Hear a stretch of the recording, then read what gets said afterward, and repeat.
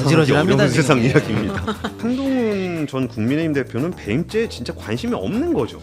없으니까 이런 소리 하는 거죠. 아 그래요? 아니 이게 배임죄를 어떻게 할 것인가가 우리나라 경제에 꽤 큰 영향을 미치는 법안인데 갑자기 이슈에 등장을 해가지고 이 배임죄의 본질과는 전혀 무관한 얘기를 던지시니까 속상해요.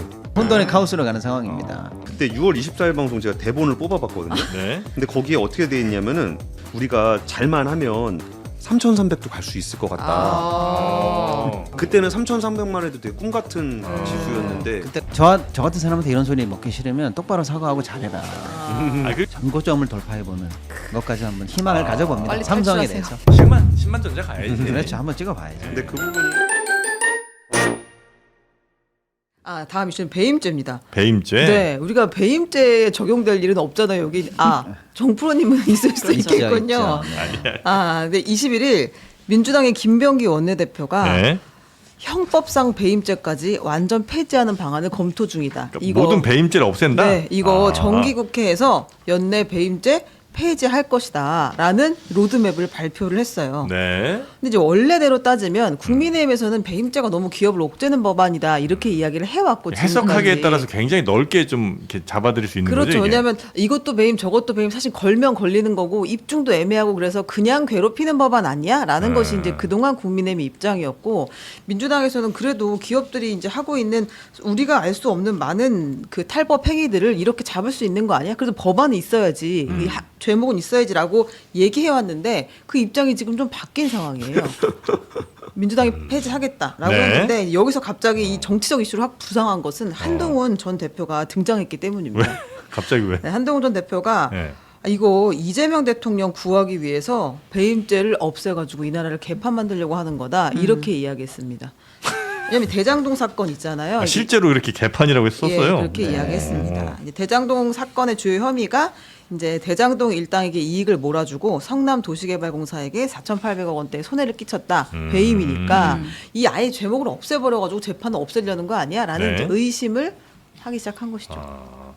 그 재판 받다가 그 어떤 그 법안 예. 법 자체가 이제 사라지면 그 재판도 의미 없어지는 거예요? 그렇죠. 원래 그래요? 거기서 끝납니다. 면소가 면소가 되죠. 돼요. 면소가 된다. 네. 그래서 지금 배임죄를 그러면 없애면 안 된다는 게 국민의힘 입장이에요? 아니 한동훈 입장이에요? 한동훈 아니 전 한동훈 전 대표뿐만 아니라 네. 뭐 그 당의 지금 유력 인사들이라든지 최고위원이라 이런 사람들이 이제 여기에 가세해가지고요. 아, 그래요? 갑자기 이제 국힘에 아직 확정은 아닙니다만 준 당론처럼 얘기되고 있어요. 배임죄 존치로 예. 표결하면은 존치로 안 갈 거예요. 예, 아무튼 이제 말만 그런 이렇게 식의 얘기들이 좀 네. 계속 세게 나오고 있습니다. 정말 저는 상상하기 어지러지랍니다, 어려운 세상 지금. 이야기입니다. 너무 어지럽다. 어지럽습니다. 네. 그러니까 예를 들어서 우리가 이제 소위 말하는 우리 이 인식 속에 있는 게 뭐냐면 예를 들어서 이제 민주당이 쉽게 말하면 이제 경제 개혁이라든지 네. 뭐 가능하면 요새 이제 주주들 편이라든지 이런 걸 막 한다라고 생각해서 네. 오히려 이제 재벌 대주주들이 가장 그 사실 두려워하는 배임은 내버려 둬야지라고 할 것처럼 생각을 했고 소위 말해 이제 대주주들의 이제 친화적인 정책을 많이 한다고 우리가 생각해왔던 국힘은 배임죄 없애 이렇게 한다고 생각이 들었는데 완전 반대가 됐어요. 완전 민주당이 예를 들어서 갑자기 이제 배임죄를 없애야 된다고 나오고 있고 국힘은 그거는 이재명 구하기야라고 생각해서 갑자기 돌연 입장을 바꿔서 배임죄 못 없애. 이러고 지금 있는 상황이라 어지러지는 상황입니다. 근데 이 한동훈 전 국민의힘 대표는 배임죄에 진짜 관심이 없는 거죠. 없으니까 이런 소리 하는 거죠. 아 그래요? 그러니까 배임죄 자체에 대한 게 얘기가 아니잖아요. 그냥 이재명 대통령에 대한 얘기를 하고 싶은 거지. 배임죄가 있어야 된다, 없어야 된다라는 관점은 아예 없는 거잖아요. 저는 되게 제가 정치부를 안 해서 네. 이쪽에 대한 관심은 별로 없는데 이렇게 내용 보다가 아니 이게 배임죄를 어떻게 할 것인가가 우리나라 경제에 꽤 큰 영향을 미치는 법안인데 그 논의를 하다가 어디서 무슨 얘기를 하고 사셨는지 잘 모르겠는데 갑자기 이슈에 등장을 해가지고 이 배임죄의 본질과는 전혀 무관한 얘기를 던지시니까 저는 좀 속상해요. 정말 진지하게 진지하게 네. 논의를 해서 개선을 해도 부족한 판에 네. 이런 노이즈를 일으켜가지고 얻을 거는 자기의 명성 외에 있을까라는 생각이 좀 영성도 들어서. 쉽지 않을 겁니다. 아, 근데 그 얘기를 해보긴 해야 될 것 같아요. 민주당에서 갑자기 이제 배임죄에 이렇게 힘을 싣게 된 폐지에 힘을 싣는 이유는 무엇인가? 박시동 평론가님은 옛날부터 이 배임죄에 대한 생각이 확고하게 있었잖아요. 그렇죠. 네. 뭐였어요? 제 생각을 바로 얘기할까요? 아니, 하세요. 끝나신 거예요? 네. 예. 그러니까 일단은 우리가 뭐 정치 얘기하거나 전문 법률 얘기하면 네, 뭐 네. 그것도 없죠. 근데 네. 지금 우리가 경제 코너에서 왜 갑자기 얘기를 하냐면 최근에 있었던 시장 개혁 조치라든지 또 기업들에게 미치는 영향, 이게 경제적으로 굉장히 중요한 네. 포커스가 있거든요. 예를 들면 이런 거죠. 그동안 이사의 충실 의무 조항이 늘 문제가 되어 왔어요. 수십 년간. 이사 너는 회사에게 충실을 다해라. 이게 상법 382조예요. 예. 근데 이번에 바뀌었지 않습니까? 네. 회사와 주주에게 양쪽 다 충실을 다해라 이렇게 법이 바뀌었어요. 그러니까 기존에 있던 이사의 충실 의무 대상이 하나였다가 두 개가 된 겁니다. 의무가 늘어났어요. 조금 이제 다른 용어로 형법 용어로 바꾼 임무가 두 개 늘어난 거죠. 네. 예. 그런데 이제 형법으로 잠깐 옮겨보면 배임은 뭐냐면 타인의 사물을 처리하는 사람이 자기 일 말고요. 타인의 사물을 처리하는 사람이 그 임무에 반해서 뭐 손해를 끼친다든지 사리사욕을 채우면 그게 배임이에요.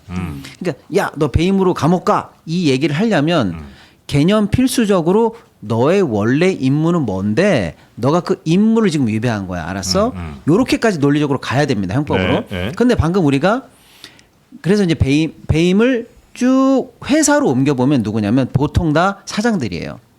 사장들, 배임의- 예, 임원들입니다. 아, 그래요? 왜냐면 너는 회사에 뭐 경영, 뭐 이런 걸 할 임무가 있지 너. 근데 너 그 임무에 위배해서 회사에 손해를 줬네, 사리사욕을 체했네. 뭐 이거 하나 1,000원이면 살 거를 왜 10,000원에 2,000원에서 네 아들한테 10,000원에 사고. 사줬어? 뭐 이런 식이잖아요. 요로해서 늘 이제 이게 경영이 배임으로 오면 주로 이제 대주주들이나 저기 뭐죠 대표이사나 이사들이 주로 많이 걸리는데 부장들은 안 걸려요? 안 걸립니다. 잘 안 걸려요. 걸면 걸립니다. 부장 걸릴 수 있어요? 걸리죠. 근데 이제 예를 우리 들면 최 부장님. 시도 때도 없이 저를 거리라고. 네. 자, 그런데 그러니까 경영 관련해서 갑자기 형사적으로 배임이 들어올 때 너 네. 임무는 뭐야? 아까 그 부장도 임무가 있으니까요. 네. 타인의 임무, 네. 회사의 임무가 있는데 그 임무를 먼저 규정을 해야 돼요. 그래서 네. 그거에 위반해서 사리사욕을 이렇게 가야 되는데 네. 그 임무를 규정하는 건 형법에 없어요. 지금 예를 들어서 여기에서의 임무는 뭐냐? 진행, 네.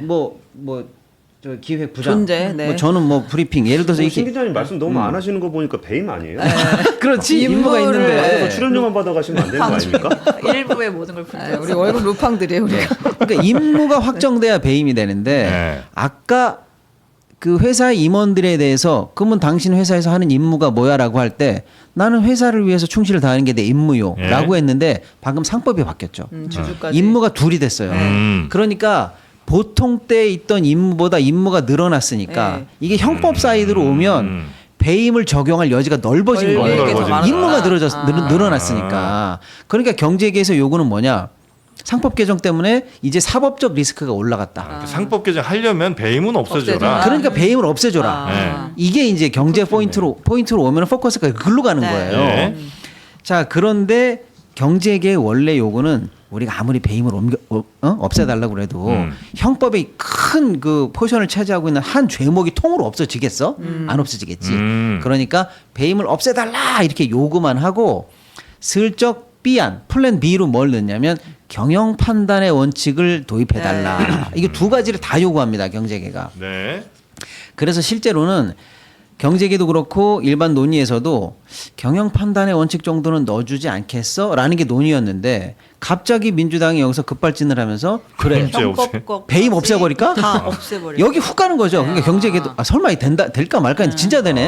약간 이런 느낌인데 갑자기 우군이라고 생각했던 국힘이 안 돼. 배임죄는 못 없애. 이러고 나오니까 이 관계한 모든 사람들이 지금 떼약한 상황으로 혼돈의 카오스. 혼돈의 카오스로 가는 상황입니다. 예. 알겠습니다. 대충 뭐 이해가 되네요. 뭐 네. 네, 어쩌다 제가 이렇게 왔는지. 관점의 차이 하나만 더 말씀드릴게요. 이게 말씀했을 때 형사상의 어떤 배임죄에 대한 부분들을 잘 정리를 해주셨는데 그냥 뭐 시장에서 바라보는 배임의 어떤 범위가 어떻게 되냐면은 법인하고 개인이 이렇게 있으면 이게 구분이 돼 있거든요.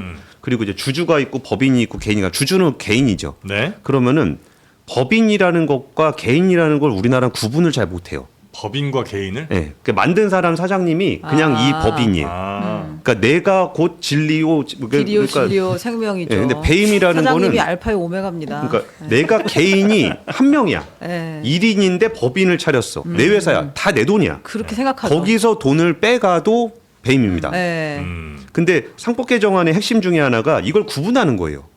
이거 네 거 아니야. 뭐 회사 네가 설사 거야. 이재용이든 아니면 정의선이든 이거는 회사야. 네. 회사와 너는 구분이 돼 있고 회사 안에서 너는 사장이라는 역할을 하고 있고 대주주라는 주주로서의 역할이 있는 거지. 이게 너는 아니야. 라는 것을 구분하는 게 상법 개정안의 핵심 중에 하나거든요.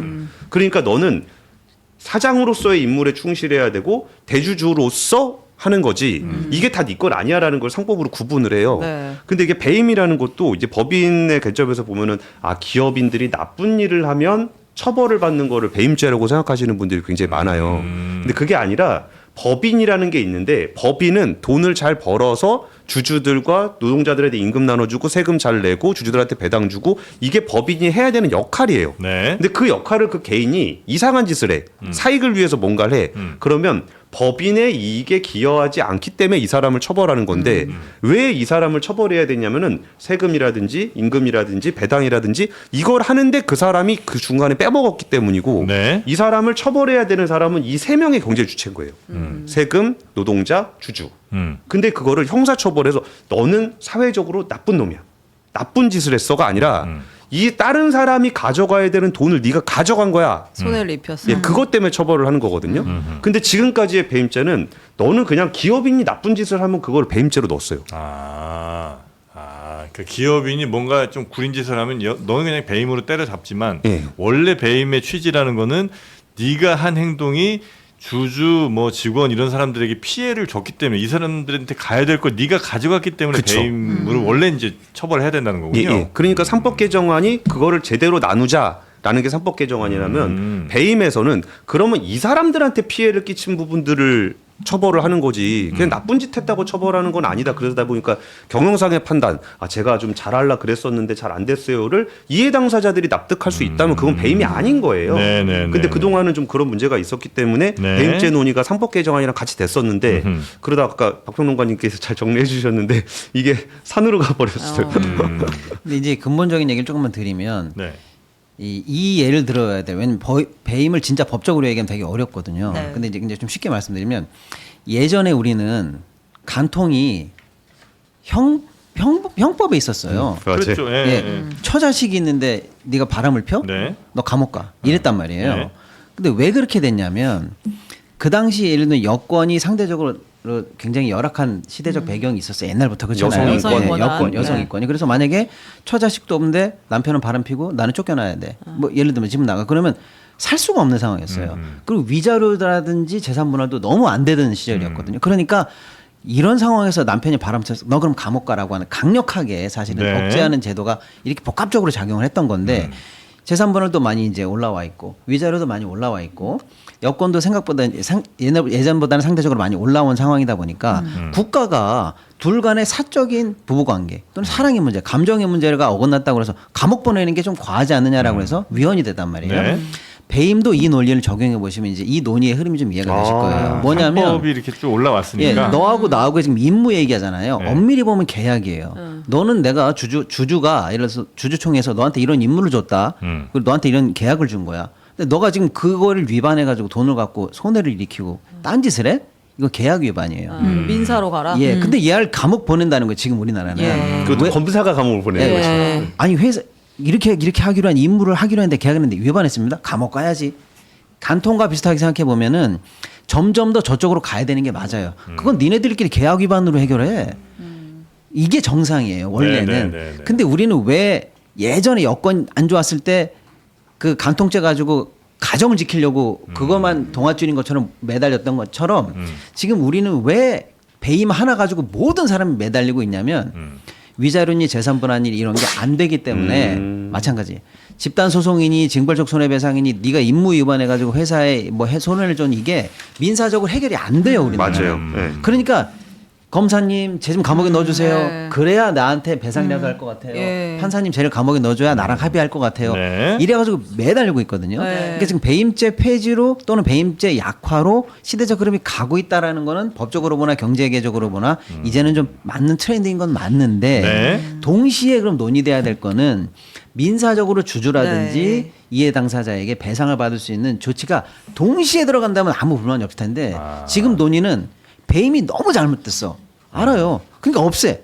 그럼 그 다음 상응하는 조치는 여기에 논의가 안 나오고 있다는 거예요. 구멍은 좀 메워야 되는데. 예, 그러니까 민주당 쪽에서는 그 논의가 좀 덜 나오고 있고 난데없이 국힘이나 한동훈 대표는 이건 이재명 구하기다 이러고 덮어 씌우고 있으니까 진짜 우리 사회가 바라봐야 되는 이거를 낮추는 대신에 다음 걸 올려야 되는 부분에 대해서는 네. 아무도 주목하지 않고 있다. 이게 문제라는 거예요, 제 얘기는.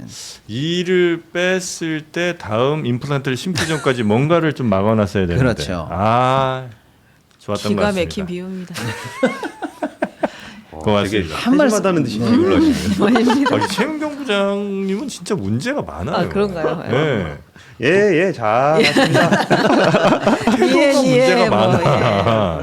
이게 알겠습니다. 네. 배임은 이제 완벽하게 저희 공부된 것 같은데요. 네. 네. 반도체 짧게만 하고 좀 넘어갈까요? 네. 네, 반도체. 우리나라의 가장 수출액 기준으로 아마 제일 크죠. 예, 그렇죠. 반도체가 한참 위기론이 많았는데 오히려 지금 시장이 너무 좋아지고 있다. 맞습니까? 네, 근데 위기론은 저는 여전하다고 보고요. 아, 그래요? 그러니까 위기론은 위기론인 거고 네. 물건 팔리는 건 물건 팔리는 거니까. 네. 근데 물건이 잘 팔리니까 그런 거예요. 아, 전에는 안 팔린다면서요. 아, 아, 이게 되게 얼마 전까지만 해도 우리가 그 삼성전자의 위기를 온몸으로 받아들이느라고 고생이 제가 많았잖아요. 그래가지고 이거 네. 써왔어요. 네.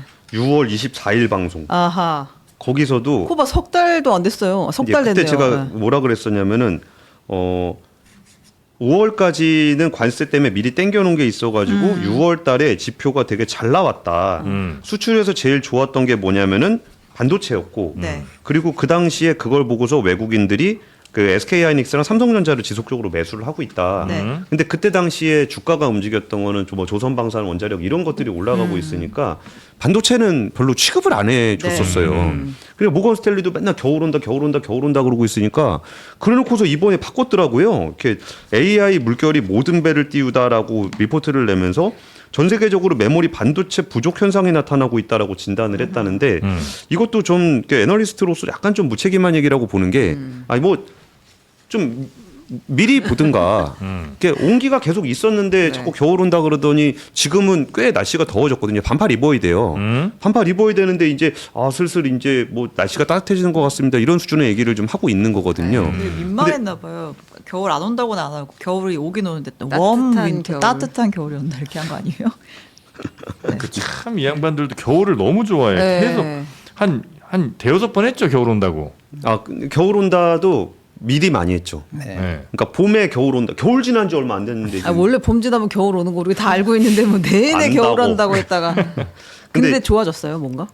많이 좋아졌는데 이게 그 구조적인 이유들이 좀 곳곳에 있어요. 예를 들어서 엔터프라이즈 SSD 그러면 이제 말이 되게 어렵잖아요. 그런 게 아니라 우리 이게 외장하드 있잖아요. 네. 거기 SSD라고 옛날에 하드디스크 HDD 그거 쓰다가 우리가 SSD를 쓰잖아요. 외장하드. 네. 근데 그 외장하드를 쓰는데 그게 저거 생각해 보시면 됩니다. 2017년, 18년에 반도체 슈퍼 사이클이 있었는데 네. 그때 왜 슈퍼 사이클이 있었냐면은 이게 원래 디램이라는 게 노트북이라든지 PC라든지 핸드폰에 쓰던 건데 갑자기 그 당시에 클라우드 서버가 생기면서 거기서 갑자기 반도체를 막 싸가는 거예요. 그래가지고 이제 슈퍼 사이클이 한 번 있었거든요. 네네네. 근데 낸드 플래시는 데이터 센터에서 거의 안 썼어요.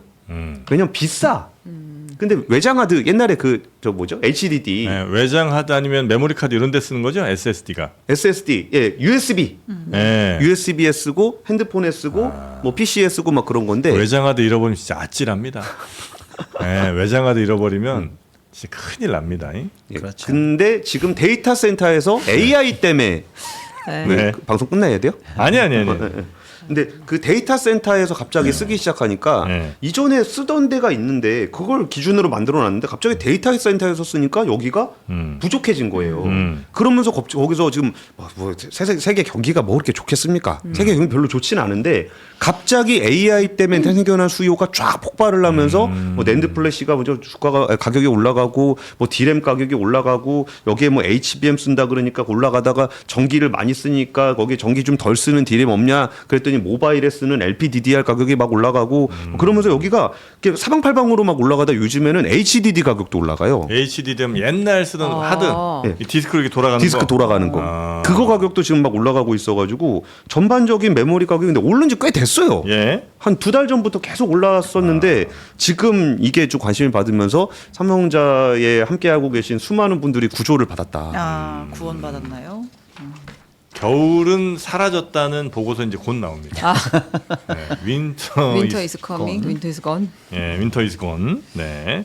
하여튼 그래서 지금 반도체는 매우 좋은 상황이고 특히 이제 우리나라 메모리 반도체 업체들도 계속 좋고 그래서 주가도 계속 뛰고 네. 있고 오늘 뭐 드디어 9층에 있는 사람들이 구원 받는 거예요. 아, 9층 구원 받았어요? 와, 정말 아니 모르겠어요. 아직은 아닌 것 같은데 삼성전자가 진짜 그때 6월 24일 방송 제가 대본을 뽑아봤거든요. 네. 근데 거기에 어떻게 돼 있냐면은 저희 되게 신기했어. 되게 꿈도 되게 소박했어. 그러니까 외국인 매수가 굉장히 많이 들어와서 네. 이게 우리가 잘만 하면 3,300도 갈 수 있을 것 같다. 어. 잘만 하면 지금 3,400 넘었. 한번 넘었죠. 아. 그때는 3,300만 해도 되게 꿈 같은 지수였는데 그때가 그때가 정고점이었으니까 아, 그런 얘기를 그래요? 한다는 게. 예. 아, 제가 뭐라고 했을 거야 아마. 에이, 이거 3,300 같은 뭐 이러면서 아마 뭐라고 했던 것 같습니다. 그리고 소박하게 잘만 되면요 이렇게. 네. 근데 3,000 지금 한 500 거의 가고 있죠. 네. 네. 그래서 반도체는 그러면 앞으로도 탄탄히 더 갈 가능성이 높다는 거죠? 그러니까 저는 맞아요? 좀 더 갈 거라고 보는데 네. 이게 그 사이클이라는 게 있습니다. 원래 물건을 살 때 이걸 왜 사이클을 그리는가에 대해서 사이클 산업이라고 보통 얘기하잖아요. 그 업계 계신 분들한테 좀 물어봤어요. 이게 반도체라든지 석유화학이라든지 이런 데는 왜 이렇게 사이클을 그리면서 움직이냐라는 걸 물어봤더니 이게 가격이 좀 오르면 먼저 사야 된다는 거예요. 더 오를 수 있으니까. 네, 더 오르면 먼저 사야 되니까 내가 이렇게 딱 사놓으면은 딴 사람이 나보다 비싸게 사야 하게 된다는 거예요. 그래가지고 빨리 산대요. 그 빨리 사그면 물량이 부족해지잖아요. 그리고 가격이 계속 오른다는 거예요. 그러다가 이제 공급이 많이 올라간다거나 그리고 어느 순간에 떨어질 것 같으면은 자기가 미리 이렇게 사놓은 게 있잖아요. 그러면은 안 사고 계속 기다린다는 거예요. 그럼 사는 사람이 없으니까 가격이 계속 떨어지잖아요. 그러니까 가격이 올라간다라는 거는 이게 분명히 지금 내가 오늘 사면 이 가격에 살 것 같은데 내일 사면 더 비쌀 것 같아. 그러면 먼저 사는 수요들이 당연히 생기기 때문에 항상 보면은 자기가 생각했던 것보다 더 위로 가는 경향이 있대요. 네네. 그러면서 저한테 설명했던 건 공기자 생각을 해봐. 공기자가 1년 동안 장사를 해야 되는데 1월 달에 물건 사는데 2월 달 되면 올라갈 것 같으면 안 사겠어? 그러니까 살 것 같아. 근데 옆에 애가 살 것 같아? 그럼 저 사람도 사고. 이게 물건을 사는 사람 입장에서 비즈니스로 물건을 사는 사람 입장에서 생각해 보니까 아 그러면은 이게 한번 추세를 타기 시작하면 네네네. 이거를 계속 가격이 또 우리가 생각하는 것보다 오버슈팅이 될 때까지 사게 되는구나라는 게 좀 이해가 가더라고요. 특히 이제 공급자가 매우 제한적인 상황이니까 예, 예. 공급자가 뭐 한 50개 업체 있으면 뭐 여기저기서 가격 맞추고 이런 사람이 있을 텐데 어쨌든 한 두세 업체가 거의 과점을 하고 있으니까 거의 뭐 가격이 비슷하게 이렇게 갈 수밖에 없는 거고. 그리고 여러 군데 있더라도 네. 같은 제품이에요. 아. 메모리 제품이 같은 그러니까 균일한 디램은 제품이요. 균일한 제품이기 때문에 규격화된. 옆에 집 가격이나 우리 집 가격이나 똑같아가지고 네네. 한번 올라가기 시작하면 다 같이 그냥 버티고 있어가지고 이런 사이클을 좀 그리는 성격이 있어서 그래서 모건 스탠리에서 얘기한 게 저는 이것도 뭐 맞을지는 잘 모르겠는데 저는 네. 사이클이 좀 더 짧아졌다고 생각은 드는데 네. 2027년 정점을 얘기하더라고요. 2027년에 내후년. 예. 가격이 그러니까 뭐가 정점을 찍는 그러니까 메모리 사이클이 정점이 될 거다. 아, 그때까지는 계속 산다는 거예요, 그러면은. 가격은 오를 것 올라갈 같다라는 게 거니까? 모건 스탠리의 분석인데 근데 확실히 제가 요새 산업계의 트렌드를 보면은 그 업황은 좀 짧아졌어요. 예전보다. 네. 저는 뭐 반도체 관련한 분석이나 이런 거는 지금 공 기자님 생각과 뭐 거의 똑같고요. 네. 다만 이제 뭐 그러니까 제가 더 첨언할 부분은 없는데 지금 우리가 반도체 사이클이 우리가 생각보다 괜찮았다고 생각했는데 갑자기 시장에 찬물을 껴안고 또 이제는 갑자기 야 겨울 없어? 이번 겨울 진짜 따뜻할 것 같아. 이러고 지금 갑자기 또 모건 스탠리가 네. 우리 시장에다 대고 이랬다가 저랬다가 지금 엉뚱한 레포트를 막 내고 있거든요. 네. 근데 이 부분만 살짝 이제 제가 좀 짚어드리면은 네. 그 지네들이 틀렸다고 사과를 안 해요. 맞아요. 아 여기는 예. 진짜. 사과를 안 하고 왜 틀렸는지 어떤 분석이 잘못됐는지 명확하게 메시지 줘야 되잖아요. 그런 것도 없이 시장에다가 평지풍파를 일으켜놓고 아무 사과를 안 하는 거 문제가 있다. 이게 만약에 국내 회사이거나 좀 작은 회사 같았으면은 몇 명 집에 갔어야 돼요.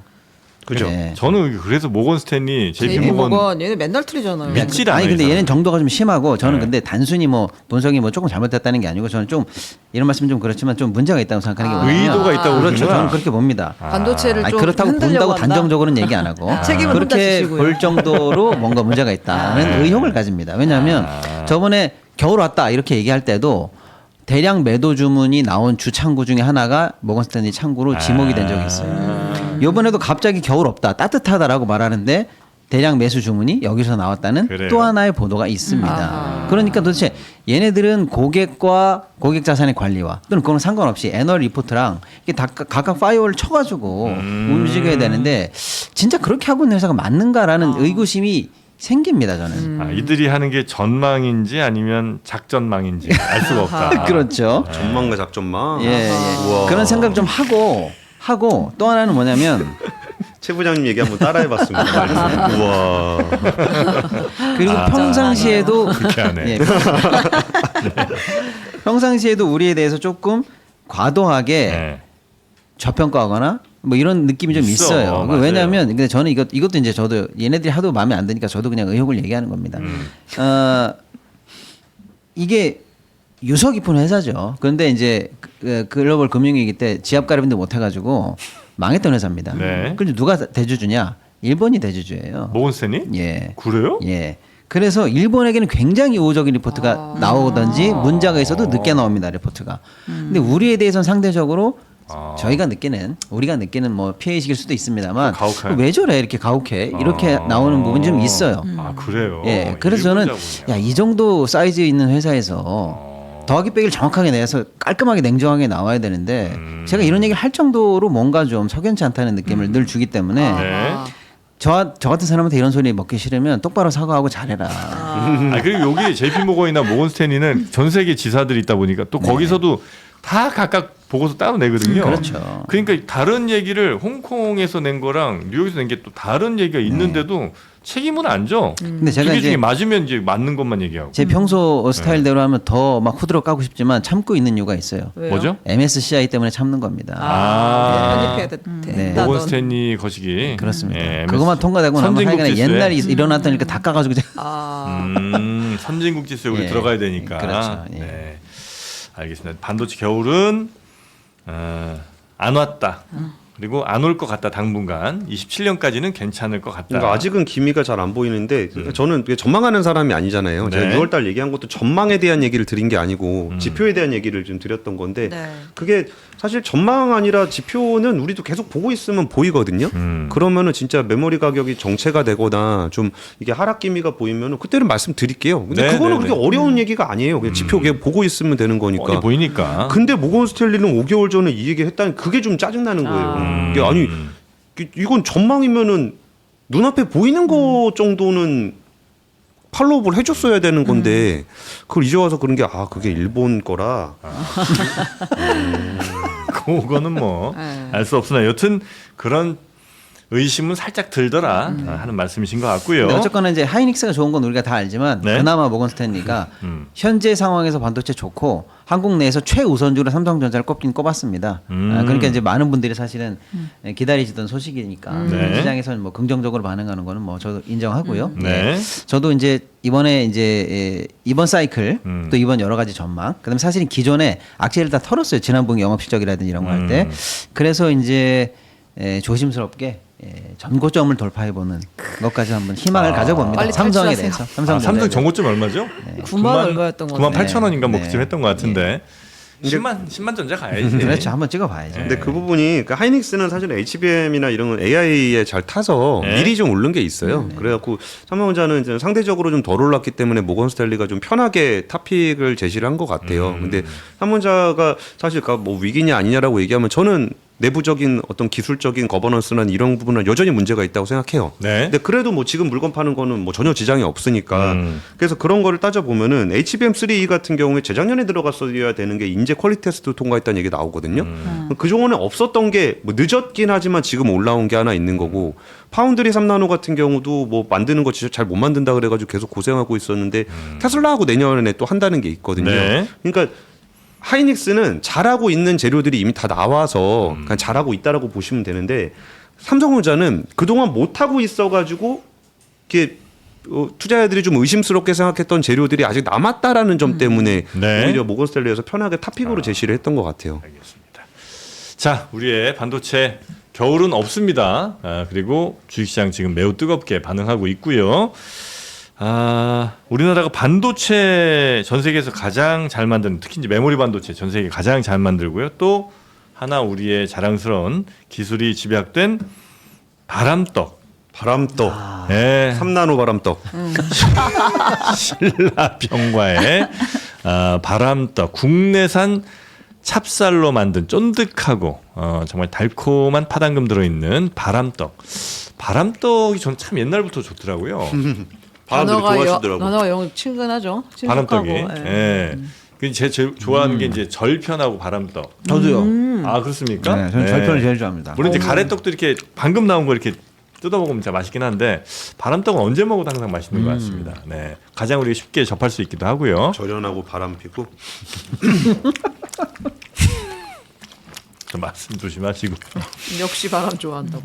자, 그래서 국내산 찹쌀로 만든 바람떡, 또 국내산 맵쌀과 함께 자연 원물을 그대로 색을 낸 송편, 그리고 쫀득한 꿀떡, 이렇게 세 가지 3종을 각 1kg씩 해서 총 3kg.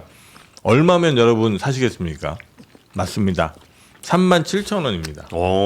정확하게 맞추셨네요. 네, 여러분이 피할 수 없는 가격이죠. 네, 37,000원에 3kg를 드리는 거예요. 떡 3kg면 진짜 온 가족이 나눠 먹기 맞아요. 충분한 양이죠. 떡맛 한번 우리 두 기자분 어떻게 좀 드셨는지 한번 좀 여쭤볼까요? 쫀득쫀득하고 달콤해서요. 3개 먹으면 밥 한 그릇 먹는 것처럼 배부를 것 같습니다. 맛있어요. 네, 신 기자님. 이하 동문입니다. 이하 동문입니다. 아니 확실히 방송 내내 가만 배임으로 처리해야 됩니다. 배임이죠. 네, 둘 다 배임. 아니, 안에 그러니까 부드러워요. 뱀째 동치해야 된다니까. 네, 앙금이 들었어요. 앙금. 네. 되게 부드러운. 그러니까 알갱이가 없는 고소. 이렇게 잘 갈아놓은 팥 앙금이 들어있는 전형적인 바람떡이에요. 그래서 쫀득쫀득하고요. 그리고 옛날에 한번 팔았던 떡이 조금 씹으면 씹히는 닝닝한 떡이 한번 있었는데 이거는 우리가 여러분 생각하시는 그냥 그런 바람떡이에요. 절편 쫀득함이 살아있는. 그냥 그런 바람떡이요. 바로 그런 바람떡입니다. 아, 네, that's it. 바로 이겁니다. 바람떡이란 이것이다. 네. 그래서 이렇게 바람떡 옛날에 이렇게 딱 씹을 때 씹으면서 바람이 안에 쑥 세상. 맞아요. 그래서 그 향기. 바람떡이에요? 그건 모르겠는데 원래 쭉 빨아 당기면은 탁 붙으면서 이제 바람 그거 들어오잖아요. 너무 좋죠. 네. 떡 안에 있는 바람, 그러니까 그 공기가 어쨌든 그 달콤한 그 팥 앙금을 또 많이 경험한 그런 바람 와, 공기일 거 진짜 아니에요. 단어 천재신 것 같아요. 그 저희는 생각도 못했어요. 바람떡에 그 파당금에 있는 달콤한 바람이 나와서 바람떡인지 몰랐어요. 그렇죠. 그거 너무 좋았죠. 예, 그래서 그 바람떡 그리고 송편. 송편은 흑미, 호박, 백미, 쑥, 자색 이렇게 5가지 자연 원물이 들어가 있고요. 꿀떡은 꿀 들어 있습니다. 짬깨랑 달콤한 꿀이 들어 설탕 있습니다. 아니죠? 예? 설탕. 아유. 꿀이죠. 예. 어차피 그 설탕 먹인 벌들이 다 갖고 오는 거니까 다 비슷합니다. 근데 요건 이제 참깨랑 달콤한 꿀이 들어가 있는 명절에 정말 즐기기 좋은 3가지 3종 명절 3종 세트로 준비한 거 영상 아래 링크 따라 들어가시면 되겠고요. 예, 며느리 데려다 송편 하시면 안 되는 시절입니다. 며느리 웬 말이야? 송편은 진짜 사 먹어야 맛있어요. 예. 송편 무조건 사 먹어야 돼요. 집에서 하는 건 그건 아우, 폭력이죠. 진짜 힘들어요. 그거 너무너무 힘든 일입니다. 네, 송편. 그 특히 막 그 뭡니까 그 솔잎 솔잎. 같은 거. 솔잎. 예, 추석에 그 몇 가지 죄 중에 하나가 송편을 집에서 만드는 거. 집에서 만드는데 거기다 콩 집어넣는 거. 와, 참을 수가 없어요. 콩은 진짜 네, 그건 아니라고 봐야죠. 그 그 온 가족 중 한 20명 모이면 그 중에 한 18명은 그 반대를 하거든요. 네, 맞아요. 근데 꼭 한두 명 때문에 콩 만드는데 네. 그거는 깨먹을 사람이 맨날 씹으면 콩 나와가지고 떡도 버리고 콩도 버리고 그렇잖아요. 예, 콩은 진짜 안 됩니다. 네, 꼭 사서 드십시오. 네. 자, 그러면 오늘 3종 떡까지 소개해드리면서 마무리를 하고요.